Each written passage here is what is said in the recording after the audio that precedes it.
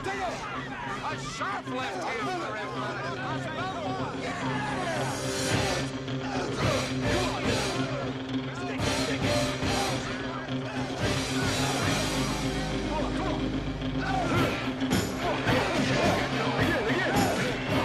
He's getting killed. Oh, no. He's not getting killed. He's getting mad. Come on, one. Knock me out. Come on, knock me out.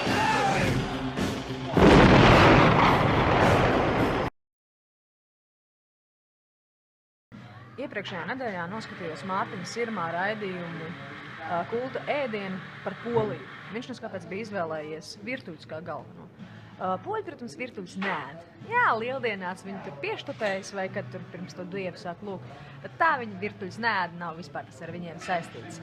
Ne tikai es, bet arī pārējā Polijas diaspora Latvijā bija ļoti vīlusies šajā raidījumā. Tagad esmu atbraukusi uz Suvalku koridoru, lai apēst kaut ko, kas tiešām ir polisks. Lūk, rosols. Ja jūs Polijas ēdienkartē redzat nosaukumu rosols, nedomājiet, ka tie ir mūsu iecienītie olivie salāti. Tā ir pavisam vienkārši zupa ar dzidru buļļoniņu un makaroniem.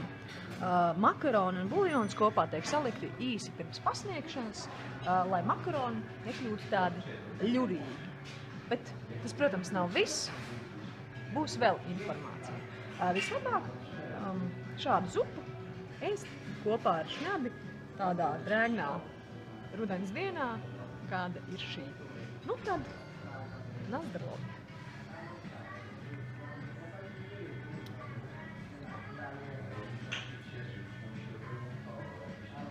Lielisks dzidrs buļļons.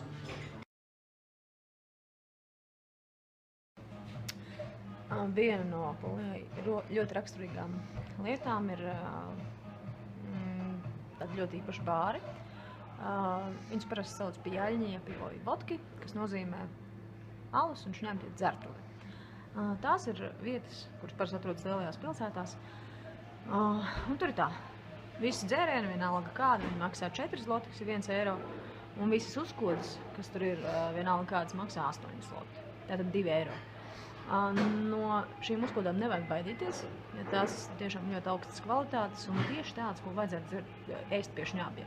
Sīļķīte, galertiņš, tartariņš, ja gribas kaut ko kā vairāk, arī kāda zupiņa. Tagad es esmu Suvalkos, kas nav lielā pilsēta, un tieši šī brenda bāra šeit nav. Bet tad, kad es viesnīcā puisim pavaicāju, vai Suvalkos ir pijaļņie pivoj vodki, viņš teica, tas tieši nav, bet ir kaut kas ļoti līdzīgs. Un arī šeit ir iespējams baudīt šņabīti ar paveju, kas pat tartariņu šeit. Šis tartars arī man izmaksāja 8 zlotus. Un nav ne mazāko šaubu par to, ka tas būs ļoti kvalitatīvs, jo Polijā ir ļoti ilgas un smagas tartara veidošanas tradīcijas, un viņi zina, kā to lietu darīt. Līdz ar to man nav ne mazāko šaubu par to, ka šis būs izcils kvalitātes tartars. Nu tad, lai dzīvo valsts svētki un Polija.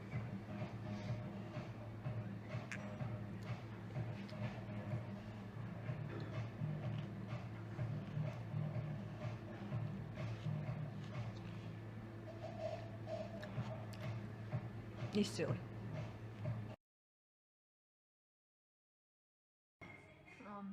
Flaki ir zupa, kas ir veidota no govs kuņģa. Tādi kuņģa gabaliņi. Un arī es biju ļoti ilgi sabiedrēta par to, kāda ir šī zupa, un kādus 7 gadus kopš uzzināju par tādas eksistences nemēģināju. Bet tad vienu reizi man ieteica Zinēlīna, ja tev bail, aizēj uz labu restorānu, un tur tiešām flaki būs labs. Nu es, protams, attiecīgi arī samaksāju, kad 4 eiro tur sanāca. Tagad esmu lētākā vietiņā, un flaki vēl aizvien ir labs. Tas noteikti patiks tiem cilvēkiem, kam patīk iekosties, piemēram, kalmāriņā vai 8-kājītītā. Ja patīk tā struktūra, tad tas der. Ļoti laba zupiņa tādiem vēsiem ziemas vai rudens vakariem vai rītiem. Un vēlos un atgādināt, ja jūs restorānā ņemat flaki, tad varbūt nesteidzieties ar otrā ēdiena ņemšanu, jo ar flaki varētu būt pietiekoši.